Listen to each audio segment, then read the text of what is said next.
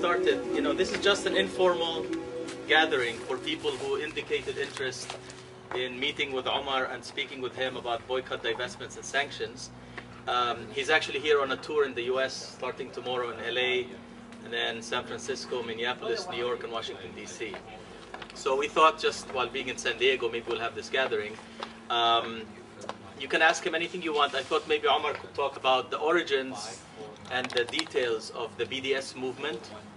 And then if you have any questions or any suggestions about discussions about how we can interpret maybe or implement some of the major directions of BDS here in San Diego, or any other political questions you may have about Palestine, you could ask him.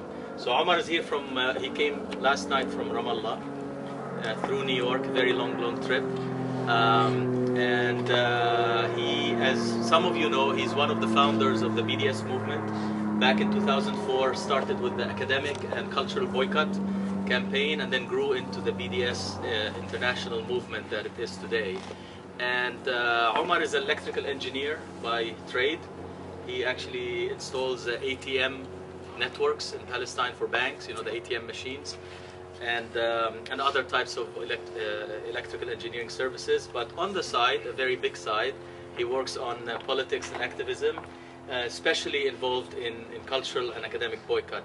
He's finishing his PhD in ethical philosophy, nothing to do with electrical engineering, and maybe he'll talk a little bit about that and the problems he's having at Tel Aviv University, which he's asking people to boycott. So there's a problem there. But anyway. Okay. So I will talk about the origins of the boycott, divestment, and sanctions, or BDS movement a little bit, and I'll talk about recent achievements and successes we've had. I'll talk about the principles of the movement, what its foundations are, and some of the challenges we faced, some main arguments that have been posed against BDS, and how we refute those arguments. Just very briefly, boycott is very much inspired by the South African anti-apartheid movement, but it's not solely inspired by South Africa.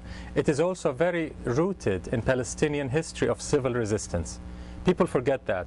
In the last 100 years of resisting the Zionist conquest of Palestine, Palestinians have mostly resisted non-violently through civil resistance. And people just remember the most violent parts and forget that entire history of trade unionism, of women's movements, of marches on the streets, of different kinds of boycotts, and so on and so forth. So we're very much rooted in a Palestinian tradition of civil resistance. But the modern inspiration for the movement certainly came from South Africa.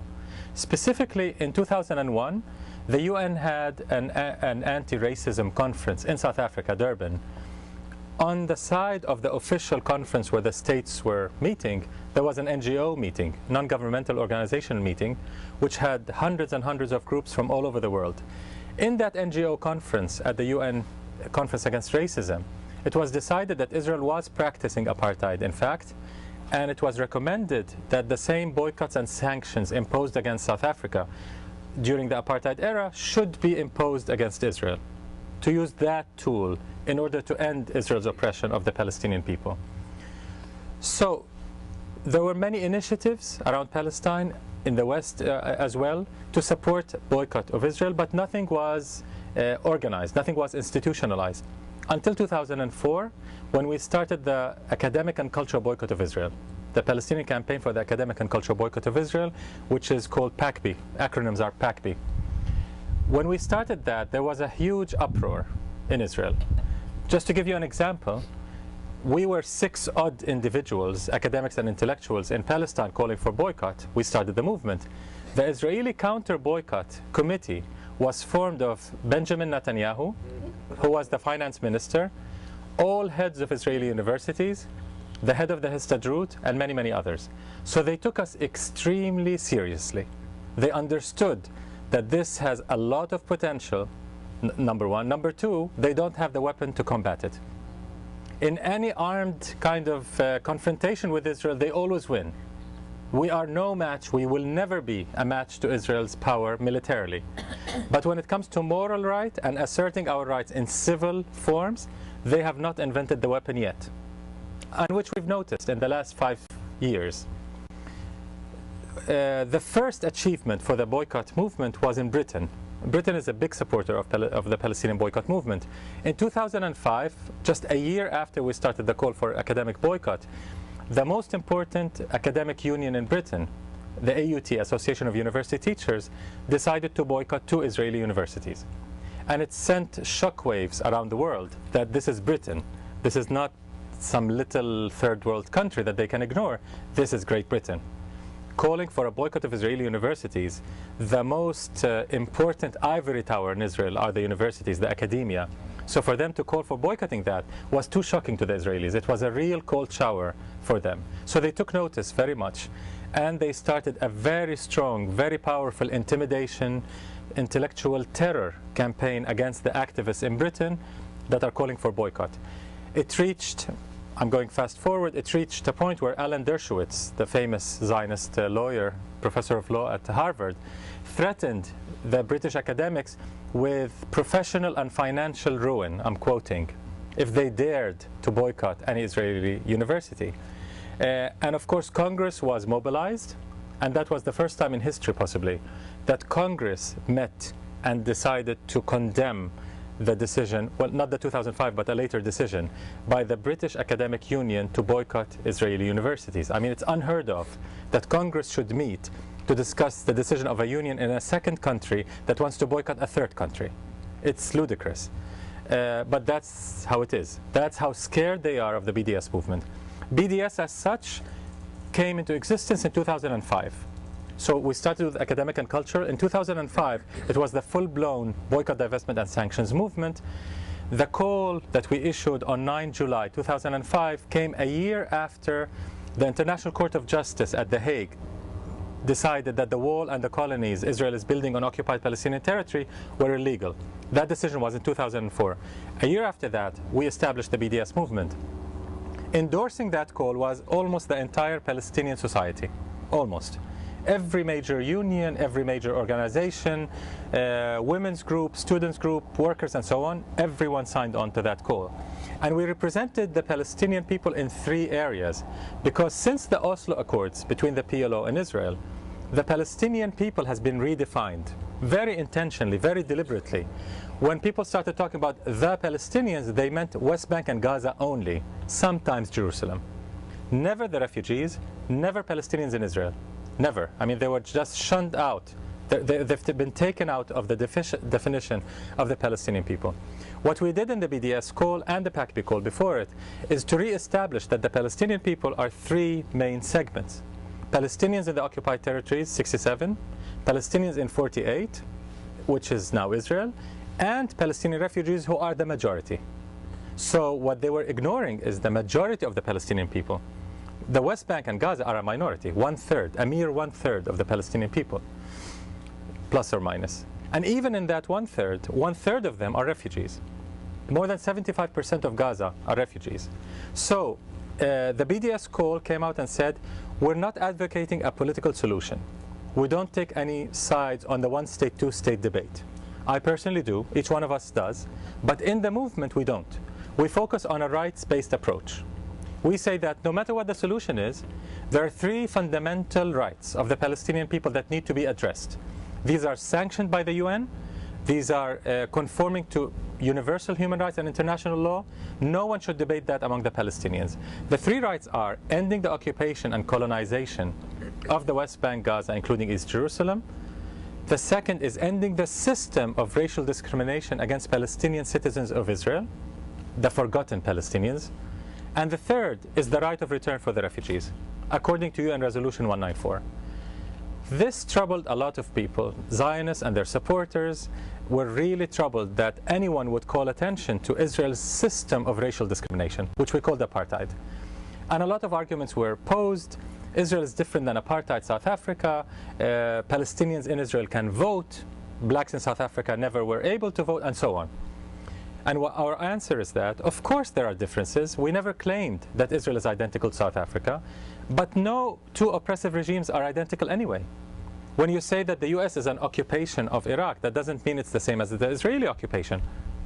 That doesn't mean it's similar to any other occupation, but we call it occupation because it conforms to the definition of occupation. Similarly, apartheid is not a South African brand name. It was most famous in South Africa, but you had it here in the US, in the South. That was apartheid, when you had two sets of laws, one for a certain category of people, a second for another category, the unwanted people. That is apartheid. When it's institutionalized in the law, legalized, that is apartheid. Israel very much practices apartheid according to the UN definition of the crime and punishment of apartheid. It fits very perfectly what Israel is practicing against the Palestinian citizens of Israel, let alone the West Bank and Gaza. Inside Israel, there are two sets of laws, one for Jewish citizens of the state, a second for non-Jewish citizens of the state.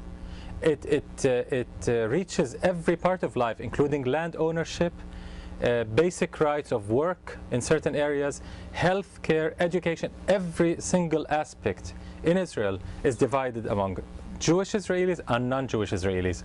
The state itself does not define itself as a state of its citizens. It's the only state in the world that is the state of some virtual people, the Jewish people, which is not its citizens. Some Jews live in Palestine, but Israel is not for those Jews. It's for every Jewish person around the world. And it's not for its own citizens who are Palestinian. So it's the only state in the world that defines itself in such a strange way. It's like Italy defining itself as the state of the Catholics. It would be just as ludicrous that non-Catholic Italians cannot claim this as their country, and Catholics from the Philippines to Egypt can claim Italy as their country. That's exactly what Israel is. But people don't compare it, so they don't see the reality. So, Israeli apartheid, occupation and colonization and denial of refugee rights, that's what the BDS movement is out to end. What political solution comes out, we don't care, as long as it satisfies our three basic rights. Since 2005 till now, we're talking about 4 years, only 4 years. We've achieved quite a lot. We've reached the mainstream in the West, particularly in Britain, increasingly in France, Italy, Spain, the Netherlands, in many European, Sweden.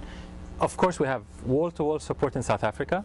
The South African Council of Churches, COSATU, the main South African Trade Union Federation, the British Trade Union Federation just very recently supported BDS, the TUC, the Trades Union Congress, which represents 6.5 million British workers.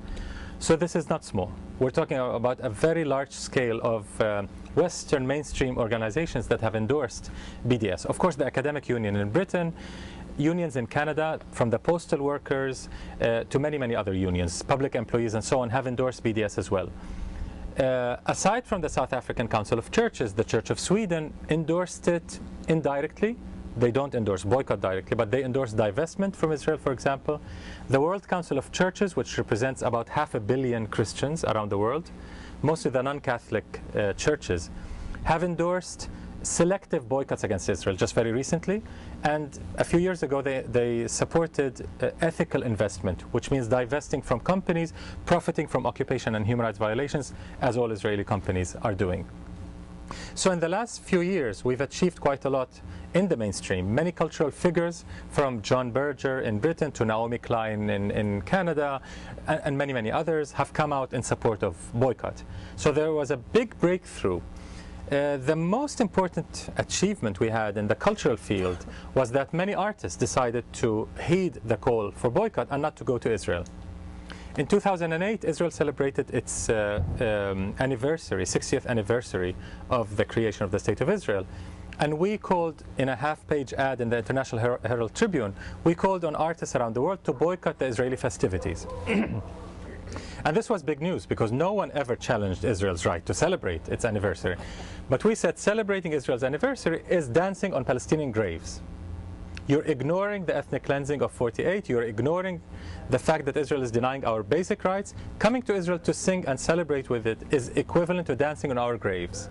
So we had this ad. It did not call for boycott. It tactically called for just not going to Israel, not performing in Israel, not exhibiting your art in Israel. And many, many artists, tens of artists who were invited by Israel, decided not to go. So it was a big victory for us. Even figures as big as Bono, you know Bono, the singer, Snoop Dogg here in the US, the famous rap singer, and many, many others decided to boycott Israel. And they never called it boycott, neither did we ask them to boycott. The B word is a tough word. We don't care about the word. You can call it anything as long as it's just you don't go there. And that's what we achieved. In Britain, many academics don't go to Israel. They never say we're boycotting Israel. They use all kinds of excuses. I have a problem in scheduling, you know, I have a conference somewhere, I can't go, but they just don't go. We call it the silent boycott. They don't announce the boycott, but they don't go. So we've achieved quite a lot in the mainstream in such a short period. Just to give you a perspective, in comparison, in South Africa, it took them about 20 to 25 years to achieve what we achieved in 4 years in Palestine. It took them a very long time in South Africa because people seem to remember the end of the anti-apartheid struggle. I was at Columbia, so was Nasser, where the anti-apartheid movement did achieve divestment, but it took a long time for us to convince Columbia University to divest from South Africa, a very long time. I mean, people started in the late 70s, that struggle, and we just saw it at the end of the 80s. So we did go much faster. There are many, many factors explaining why it went much faster. Just very briefly, the technology. South Africans did not have the internet or Facebook or whatever now we use to spread the movement, or email. It's extremely important, or Google for that matter. And they did not have such a high-profile enemy as Israel. Israel is the most watched country on earth. I mean, the media, somebody sneezes in a prison and the next day it's on Reuters and so on. So we're very covered. We're very well covered as a conflict. And that helps us spread the word around. But also many people feel that the injustice that Israel is committing against the Palestinians is so basic, it's so anti-human that people will not put up with it. It is not the most violent country on earth. I mean, in Rwanda, they killed hundreds and hundreds of thousands of people in a short period of time. So Israel is not there. They don't crush demonstrators as in killing thousands at a time. Israel is much too smart to do that. They do things very gradually, very slowly, under the radar, so that it doesn't show. So they're ethnically cleansing the Palestinians every single day. One Israeli minister a few years ago, a right-wing minister, said, we will make their lives so miserable that they will transfer themselves. Transfer is the euphemism for ethnic cleansing. So, and that's exactly what they've been doing. With the wall, with the colonies, with the destruction of our water resources, industries, agriculture, uprooting our olive trees. Olive trees that are hundreds and hundreds of years old were uprooted.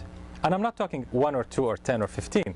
A total of 1 million trees or more, olive and other, orchards, oranges, lemons, and so on, were uprooted by Israel in a very short span of time. So Israel feels it has total impunity. It can do everything against us as long as it does it gradually, because it has US support, mainly because it has US support, but also Western support in the EU. But mainly the Western support is concentrated in the US. So your tax money is the most important factor in this whole conflict. Without it, Israel cannot continue oppressing us. Without the billions and billions of dollars and the protection of the US veto at the UN and the open economic and financial and academic and scientific support that Israel gets from the US especially, it cannot continue our oppression. It will end very shortly after the US pulls the plug on that illegal and immoral support. Thus, the BDS movement. Now, very quickly, I'll go over some arguments, very quickly, and then we can have a discussion against the BDS call, against the principles of BDS, and how we've combated that. The most common argument against BDS in the West was anti-Semitism. The most common. From the beginning of the movement, this was the first issue that came out. Isn't this anti-Semitic? You're boycotting Israel. Isn't that like boycotting the Jews? That reminds us of Germany, and so on and so forth. Well, there are many, many problems in this argument, and I think proponents of the arguments realized it quickly, that it's not working really, it's not sticking. First, the movement, our movement, the BDS movement, is based on international law and humanitarian principles. We are opposed to every form of racism, including anti-Semitism. So there's just absolutely no connection between us and racists who are against Jews or against any other group of people. We're completely against anti-Semitism, and that was clear from the beginning. Second, the argument itself, accusing the BDS movement of anti-Semitism, this accusation is itself anti-Semitic, as I always say. Why? Because the underlying assumption there is that an attack on Israel is an attack against Jews. That means that all Jews are monolithic, they have one view, and they all support Israel. So an attack on Israel is an attack on Jews. That's a very anti-Semitic statement, to say all Jews of the world have the exact same view, and an attack on one is an attack on all, is not just tribal, it's anti-Semitic. This is the definition of anti-Semitism. Saying all Jews are good or all Jews are bad is the same. It's saying all Jews are the same. They don't have diversity. They're one, not totally human. They're a separate genetic. Well, that's anti-Semitism. That's anti-Semitism. The third point, pragmatically, about this anti-Semitism charge is that many of the leaders of the BDS movement in Europe and in North America have been Jewish, disproportionately.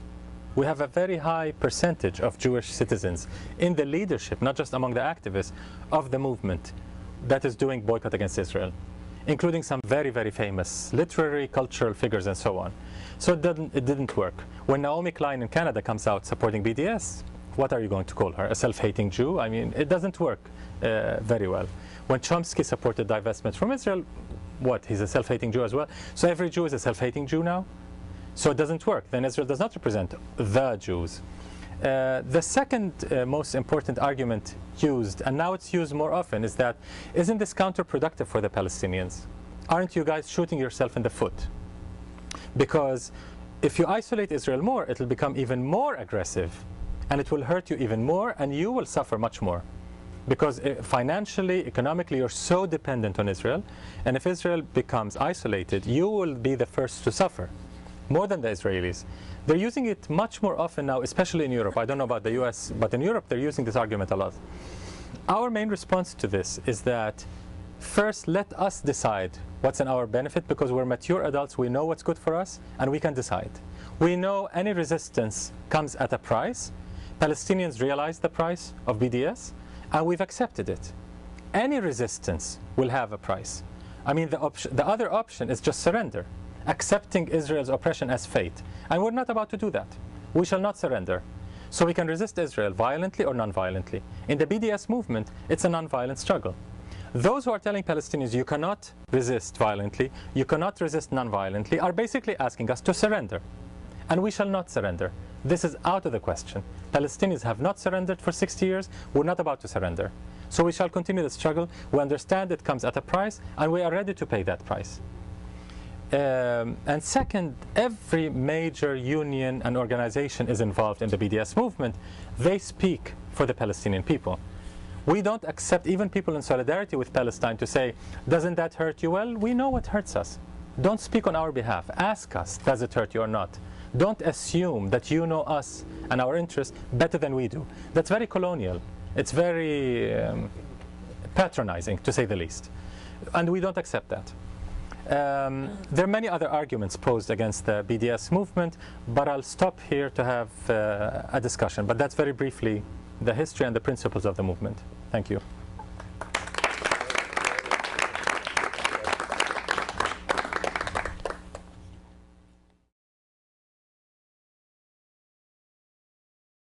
Is anything changing under the new US administration, was the question. Well, Palestinians have not felt it. If it has changed, we don't see it. We know there were a lot of expectations with the Obama administration, and possibly you have some reason to believe that he might lead to some change within the US in the domestic agenda, maybe even internationally. We're not seeing it yet, but maybe on the environment, on the UN, on multilateralism, and so on. I mean, it can't get worse than Bush, but that doesn't say much. Being better than Bush doesn't say much, because you're at the real bottom of humanity. No, yeah. So being better than Bush doesn't say much. But how much better, as far as Palestinians are concerned, we don't know yet, because we're not seeing absolutely any change. I think what the Obama administration's lack of change proves on the Middle East, that is that the establishment decides completely these issues. A good US president, a bad US president can change little, not much.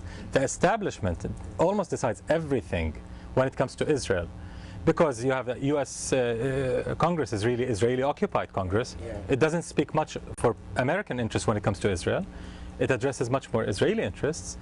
So we're not seeing any change, unfortunately. Not at the UN, not anywhere.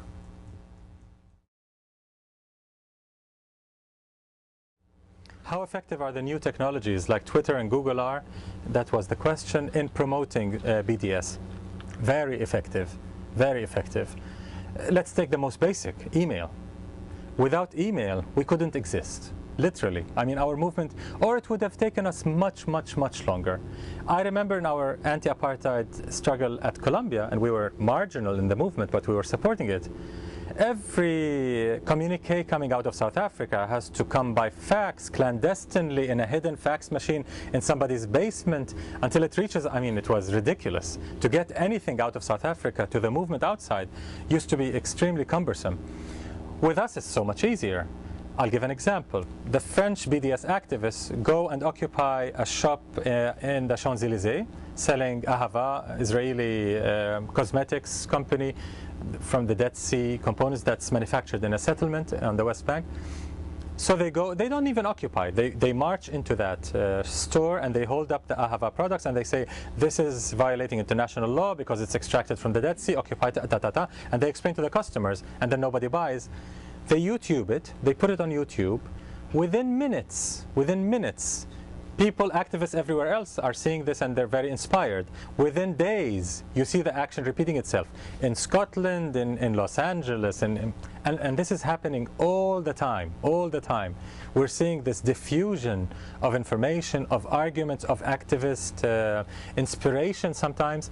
I'll give you another example. Student activists at NYU occupied a campus building to support the Palestinians against the Israeli aggression on Gaza earlier this year.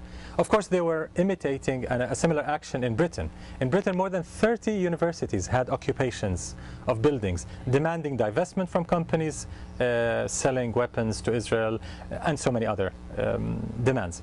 But NYU students did this, and they had a Twitter connection. I had no idea what this Twitter connection was. I mean, I really do not know anything about Twitter.